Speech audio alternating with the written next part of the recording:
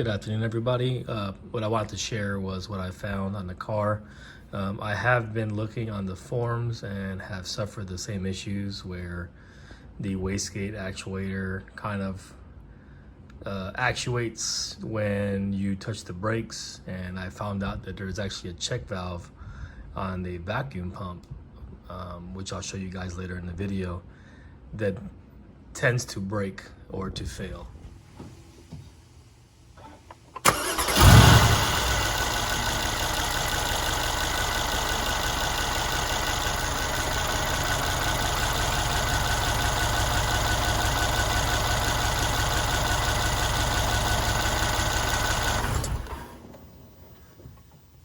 So when the check valve fails, this is what the check valve looks like.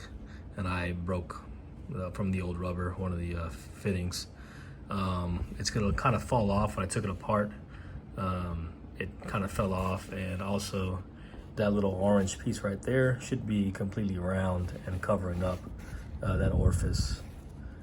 So it's definitely not supposed to look like this, and it's definitely supposed to be part of the actual check valve itself. So here's the new one. They're actually very cheap. This one comes off a Ford like Fiesta from the UK, and it's only $9 versus maybe the other one that's like $40 or $50 if you can find them online. But a lot of people don't understand that this pump isn't made by Mercedes. They outsource this, and this pump can be utilized on many different platforms along with the check valve. So there's absolutely no reason to get one unless you're just willing to spend more money than you have to. They're pretty much identical dimensionally, and this one has a black check valve rubber component, which you can't see, but as you can tell, everything is together and it does work correctly. So this is the way you want it to be. So the way this essentially works is you're gonna have this vacuum line run to the solenoid that essentially controls or actuates or does something with the boost signal that essentially goes down to your wastegates. So it kind of splits down.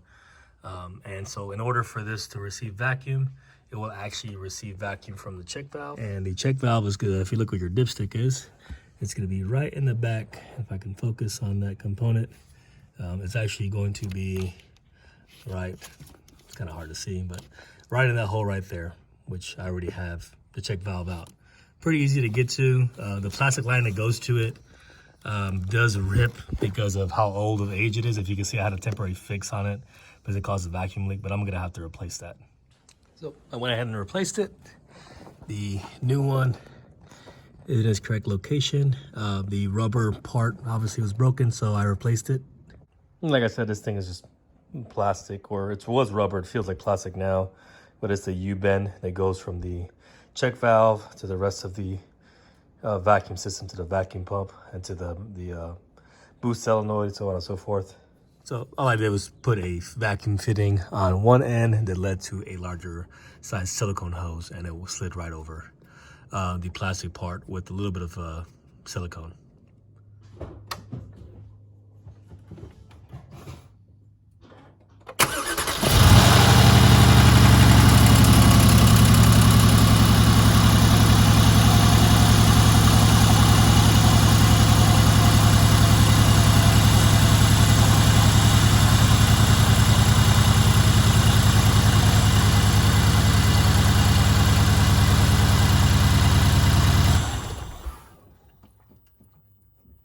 Now, as you can tell in the video, the actuator arm is no longer moving back and forth. It keeps it steady, which can contribute to a lot of those tapping noises when you do cold starts. Now, the other tapping obviously is your valve train, but some of the tapping people say is like the wastegate flapper hitting back and forth. But the actual one that I want to show you to actually replace the actual valve is going to be this one right here that I bought. As you can see, it says Ford 1.0, 1.5 EcoBoost vacuum pump repair, which is the same. I think the only difference was the washer on this one was a little bit thicker, but you can swap the gasket, but you can swap the gasket out. And then you can either do what I did with the silicone, or if you want to go back with the genuine U coupler, The part number is 11707-80481. They can be found on Auto Haas for $5.99. Most likely shipping is going to be like probably the same amount. So give or take maybe $10 for that, and then $10 for the other one. So give or take $25 to fix a repair versus buying a complete vacuum pump. So that should conclude this video. If you have any questions, please let me know. Facebook, MB World, or on this page. Thank you.